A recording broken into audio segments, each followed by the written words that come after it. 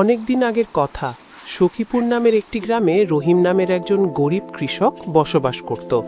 সেই ছিল অনেক সৎ। তার বাবার রেখে যাওয়া অল্প একটু জমিতে চাষাবাদ করত। সে চাষাবাদ অনেক ভালোই করত, কিন্তু তার এই চাষাবাদ দিয়ে সংসার চলত না। তাই সে তার কাজের ফাঁকে অটো চালাতো এবং অটো চালিয়ে বাড়তি রোজগার করত। কিছুদিন ধরে তার অটোতে তেমন কোনো প্যাসেঞ্জার উঠতেছিল না। সে হতাশ হয়ে পড়ল। তারপর সে ছোটখাটো একটি ব্যবসা করার সিদ্ধান্ত নিল।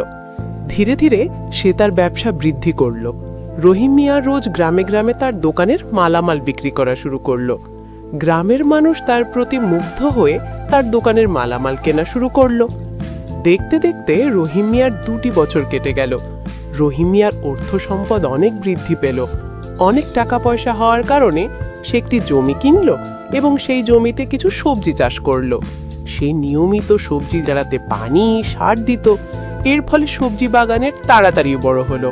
রহিম মিয়া অনেক খুশি হলো এবং সেগুলোকে বাজারে বিক্রি করলো। আজকের মতো আমাদের গল্প এখানেই শেষ। পরবর্তী ভিডিও পাওয়ার জন্য চ্যানেলটি সাবস্ক্রাইব করুন। ধন্যবাদ।